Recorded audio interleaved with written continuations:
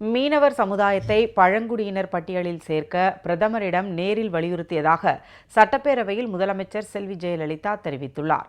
மேலும் மதம் மாறிய கிறிஸ்தவர்களுக்கு ஆதி திராவிடர்களுக்கான உதவிகள் அனைத்தும் வழங்கப்படுவதாகவும், மதம் மாறிய கிறிஸ்தவ மாணவர்களுக்கு சுயநிதி கல்லூரிகளில் கல்விக் கட்டணம் மற்றும் நிறுவன கட்டணத்திலிருந்து விலக்கு அளிக்கப்படுவதாகவும் முதலமைச்சர் குறிப்பிட்டார்.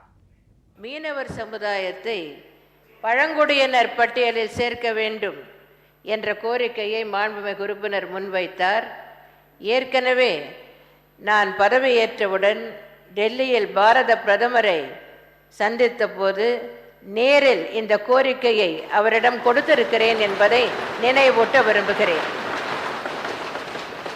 இதற்கு சற்று முன்பு பேசிய மாண்புமிகு உறுப்பினர் பிரின்ஸ் அவர்கள் நிறைய தவறான தகவல்களை இந்த அவையில் பதிவு செய்திருக்கிறார்.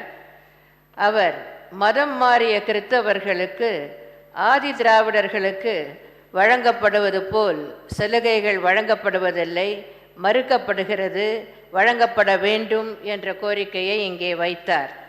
மதம் மாறிய கிறிஸ்தவர்களுக்கும் ஆதி திராவிடர்களுக்கு வழங்கப்படும் அனைத்து உதவிகளும் வழங்கப்படுகின்றன.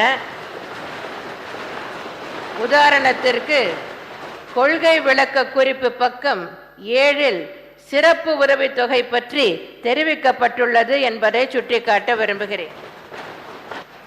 சுயநிதி கல்வி நிறுவனங்களில் பயிலும் மதம் மாறிய கிறிஸ்துவ மாணாக்கர்கள் கல்லூரிக்கு செலுத்த வேண்டிய கல்வி கட்டணம் மற்றும் நிறுவன கட்டணங்களிலிருந்து விலக்களிக்கப்படுகின்றனர் என்பதை நான் சுட்டிக்காட்ட விரும்புகிறேன்.